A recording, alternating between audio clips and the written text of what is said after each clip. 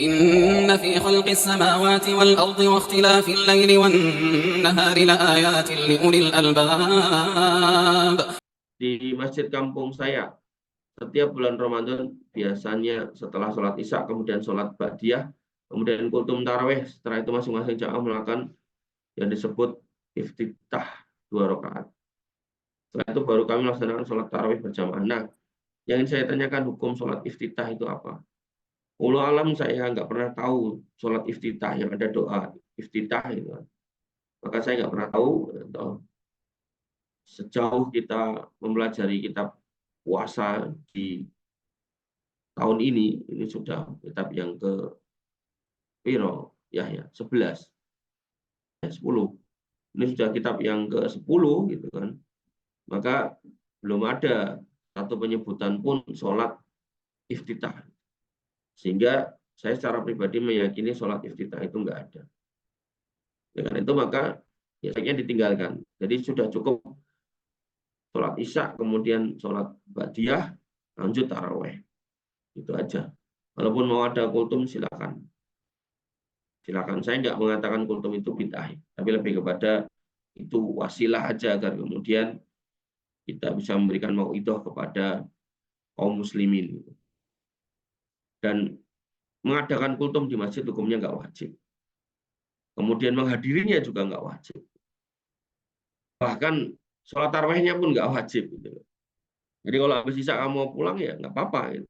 Cuman kamu kan kelewat itu dari kebaikan yang bisa kita kerjakan.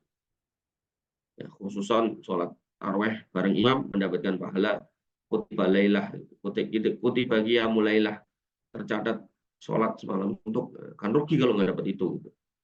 Maka yang terbaik ya sholat tarawih tentunya. Kultum juga nggak wajib. Gitu. Tapi karena kaum muslimin banyak yang ngumpul, gitu, maka ya memberikan nasihat waktu mereka ngumpul itu juga perkara yang Allah alam, mudah-mudahan itu perkara yang baik. Selama nggak diyakini itu bagian rangkaian dari tarawih ya. Nanti kamu berpikir, ini namanya kultum, kok tarawih rasa, gitu. Nggak ada ya kayak gitu. Jadi silakan ikut kultum, silakan enggak. Jadi misal pas kultum kamu keluar keangkringan dulu, nanti begitu mulai sholat kamu masuk lagi, ya silakan, itu nggak bisa.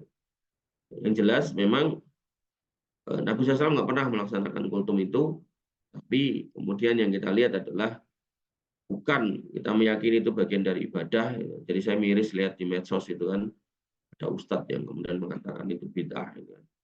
Ya memang itu menjadi bid'ah kalau kemudian diyakini menjadi ritual itu. Hanya saja gitu kan.